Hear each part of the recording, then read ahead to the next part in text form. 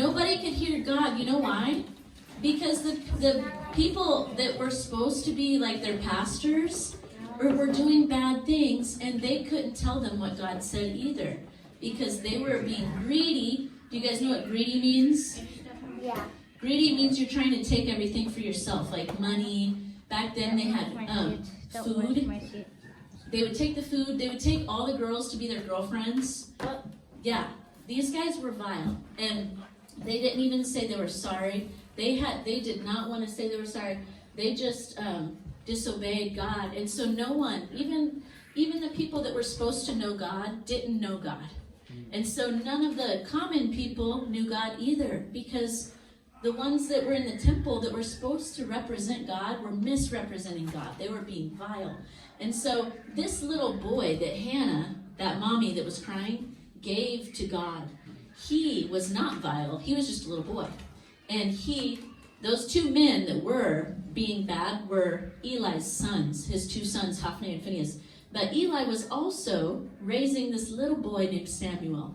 And Samuel, every day, he would do chores. He would minister to the Lord in the temple. So he would make sure the oil was full in the candles. He would make sure there's different things, like there's different things that the temple required for maintenance, and Samuel would obey.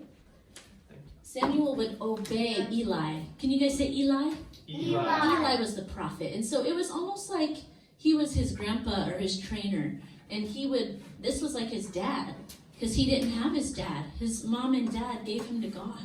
And so he would obey Eli. Everyone say obey. Obey. So he was obedient, but he would watch what the big boys were doing. His older brothers, Hophni and Phinehas, they weren't being good. And he still obeyed, even if the older boys weren't obeying. He was still obeying what Eli asked him to do. And so one night, you guys, let's say it was nighttime. We'll put him in it's a separate room, separated. Let's see if we've got a wall or anything. So he sleeps there? There you go. There's this door. That's a different kid, though. We can use this kid instead. Looks like him. Here, these got better ones. Changing children here. Oh my god. Okay. Sorry. Okay, cool. Yeah, this is good. I Straight like out. this. There's Eli, and there's Samuel. And they're in separate rooms. Let's just say he's behind the curtain. But they had separate rooms that wasn't just this one big room in the temple. They lived there. And one night, this is what reminded me of the ghost. How would you like it if you wake up one night to someone saying, Chloe, out loud. Yeah. Not just in your heart, but out loud to your ears. Or Gracie. And you actually wake up because you hear your name being called at night. How would you feel about that? Would that creep you out? Yeah. Well, Not too much. he wakes up. Yeah, that's true. Hey, he's got a good point. But he wakes up and he's like, not everybody wakes up right away. I know some people are hard sleepers. And he goes, huh? And they're like, he hears Samuel. And he's like, wait a second, what was that? So he goes and he runs to go talk to, let's say this is the same kid.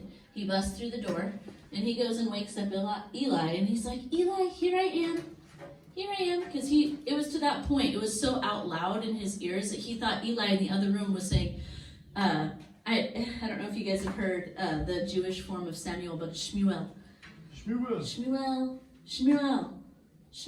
And so he's like, oh, Eli is calling me, my grandpa, or whatever. So he sees him like that. And so he's running over, he goes through the door, he wakes up Eli, and he's like, hey, what do you need? And he's like, boy, why are you waking me up at this hour? Back to bed. And he's like, huh? He's like, that was weird. Okay, so he runs back to bed. He lays back down. And then he hears it again. Samuel. Shmuel. And he's like, okay, that was definitely something. So he runs back. And he wakes up Eli again. And Eli realizes what's happening. He says, okay, because he knows Samuel's not a silly boy, he's obedient, and he's not making it up. So he's like, he really hears this, like enough to where he's coming to wake me up again. And so he says, okay, here's what you need to do. He said, next time you hear that voice, he said, I think that it's God's Spirit talking to you. And he said, say, speak, Lord. Samuel, Samuel, say, speak, Lord, your servant hears. He's calling himself God's servant. And so this time, he's excited to hear it. He lays down. He lays back down and he hears it a third time. Shmuel, Shmuel. But on the other times, he only heard the voice once. But then this time, God said his name once out loud. And it wasn't like over and over. But this time, God said it twice. Shmuel, Shmuel. And he's like, and he said, speak, Lord, your servant hears. And you know what? God actually talked to him. I don't know if they have like maybe like something that looks like God, but it says God spoke to Samuel. So it said that God came into the room and he spoke to Samuel and he said, Eli and his sons have been evil in my sight. We'll just say, he's not really standing there, but so you guys know who it is. This is Eli, and his sons were Hophni and Phinehas, and they were vile. Say vile. Vile. And he said, they have not obeyed me. He said, so evil is going to come on them. They are going to die. None of their family members or their sons after them are going to serve in my temple. And it was pretty much not something you would want to tell your friends if God is saying about them, you're going to die. But after God spoke to Samuel, Eli called him and said, tell me everything God told you. He said, if you don't tell me, then God is going to make something worse happen to you. He said, tell me right now, what did he say? Let's just say he busts through the door, and then he comes and talks to him. And he's like, what did God tell you? Because he knows God spoke to him. And he was like, because he's like, you're going to die. He didn't want to tell him that because he loved Eli. Eli was like a father to him. And he was like keeping it to himself. And he said, son, tell me now, or whatever God told you was going to happen is going to happen to you and worse. And so he went ahead and told him. And he said, God said that you and your sons are going to die because you have been disobeying. You have not disciplined your children. So he let Hophni and Phinehas, his sons, run all over the place and be vile. And he didn't correct them. He didn't discipline his children. And so because of their actions, they weren't able to offer sacrifices to have God forgive them anymore. And they were going to die. And so he said, wow. He knew that it was the Lord. And he said, well, that's what God said to you. That's what's going to happen.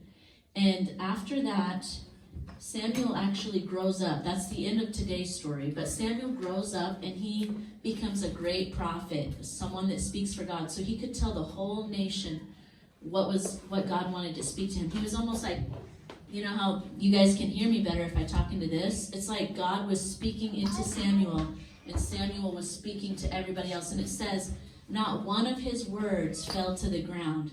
So it's almost like if someone's like say I'm lying to you. Okay, say we all are on a team and I'm like, the coach says this is going to happen and it doesn't happen. And you're like, don't believe them. They don't know what they're talking about. Well, with Samuel, every single thing he ever said was accurate. So he's saying, God said this and it would happen. God said this, it would happen. Did you know he lived to be a very old man? Everything he said happened because he was obedient. Everyone say obedient. Obedience. And so today's story is about the difference between people that are obedient and those who are vile. Say vile. Vile. And it may seem like a little bit at a time of being disobedient. Like I'm not bad. I'm not a bad person. I just disobeyed once. But after you do it over and over again, it hardens your heart. And none of it seems like a big deal. I don't know how Hophni and Phinehas got to the point in their hearts where they did the things that they did, because it was really bad. They're taking advantage of innocent people, taking their money, taking their sacrifices, being bad with women, all this different stuff, and they never said they were sorry to God. There's even, like, in the Jewish writings that says that they farted towards the temple. God. Like that's how disrespectful they were. They just like it said they bent over and had passed wind towards the temple where the ark was, you know. Or So they're disrespecting where the ark was. yeah. The ark was there. God's presence, His Holy Spirit was in that box called the Ark of the Covenant, which we used to have it right out here, but we're not on that story anymore. Yeah, so everybody say, I will be obedient. I will be obedient. And if I'm not, And if I'm not, I'll say I'm sorry to God. I'll say I'm sorry to God. And He'll forgive me. And He'll forgive me.